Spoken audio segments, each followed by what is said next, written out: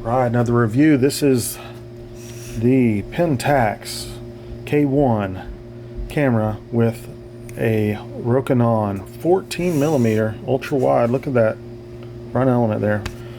14 millimeter f2.8 ultra wide angle lens. This is a manual focus lens, no autofocus on this. Very smooth focus ring. Now this is a Rokinon version, but there's other versions. You'll Brower and Samyang, but they're all the same.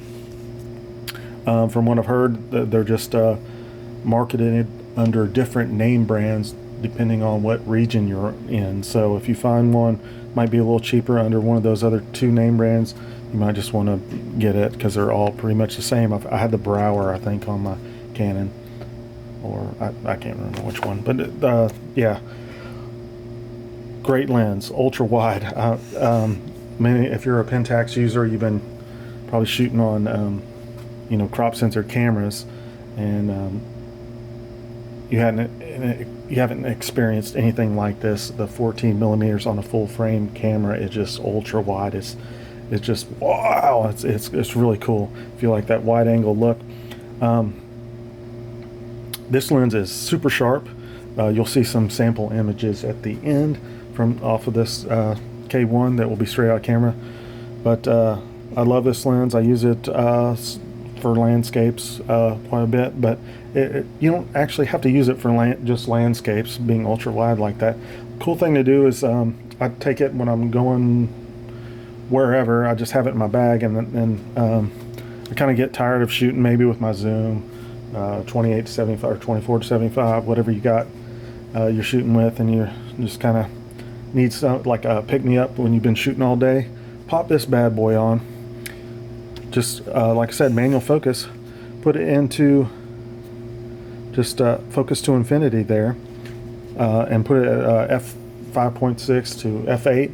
It's very cool on these ultra wides because you're like very, unless there's something like right up there in the lens, everything is going to be in focus when you're on focus to infinity. So it's just cool. You could just walk around just snapping shots. I put it in Aperture Priority and just snap away. This one does have the A on it, so you can adjust the, it helps if I turn it off.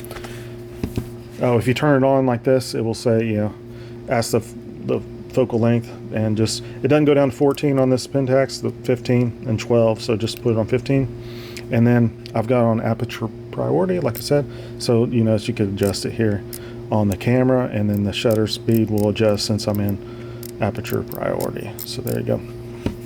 So yeah, I just walk around with it like that, focus to infinity, just snap away, boom, boom, boom, boom, and you get some really, really cool shots. And it's kind of a pick-me-up kind of lens when you've been shooting all day and just tired of trying to focus on stuff and whatnot. It's just kind of and you get this unique kind of look.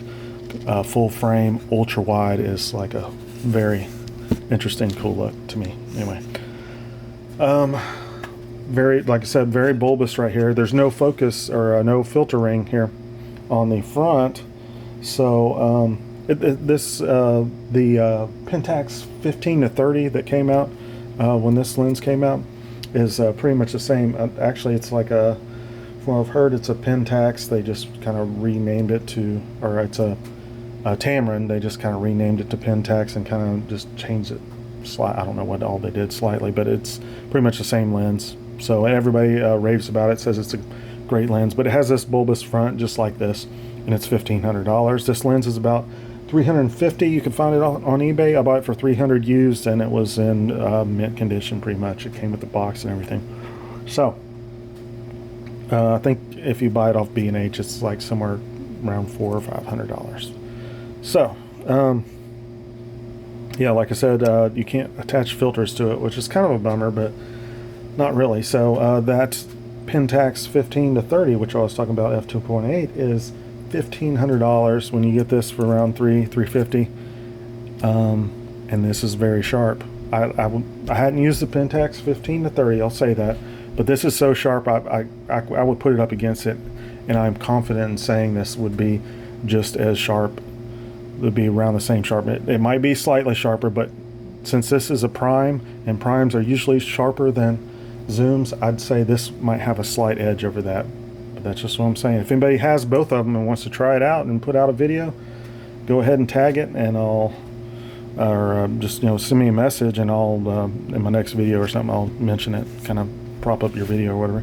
But anyway, so I got this one for $350, and then I wanted something like a little less wide and something that I could put filters on. So I got this Sigma 20 f1.8, so it goes all the way down to f1.8. So this would be good for like doing some night sky photos as well, with that super low aperture, wide open aperture of f1.8. So yeah, so it takes some filters here. I've got a, you know, circular polarizer on here, and this is the, here's just a quick shot of this. I'm going to do a review on this, so make sure to subscribe, full review of it. But I took this up to the mountains and just did a stream shot. So this is straight out of camera, no editing, neutral picture style, as all my sample images are that I show on YouTube in my videos. If not, I will say so. So, but yeah, check that out.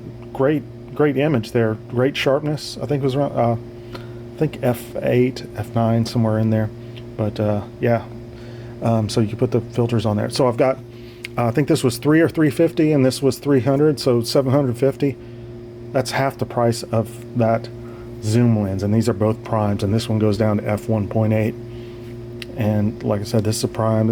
I'm guaranteeing it's probably just as sharp as that zoom lens there by that Pentax Tamron, whatever. And you got half the money in it. So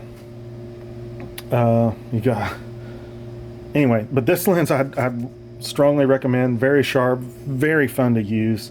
Just an excellent lens. Check out these image samples. Make sure to subscribe. I'll be doing another video pretty soon on how to shoot straight out of camera. Get that shot. You don't necessarily always have to shoot in RAW. You could shoot in JPEG and get some really stellar images. Just get right in camera first. I guess that's the main thing in photography that I try to do when I'm out there shooting, is try to get it right in camera and not edit so much. So anyway, enough on that. Check out these images, subscribe. Plenty of other Pentax stuff on my site, so go to my channel, just do a search and type in Pentax, and you'll see probably around 50 videos of just straight Pentax stuff. Thanks and enjoy.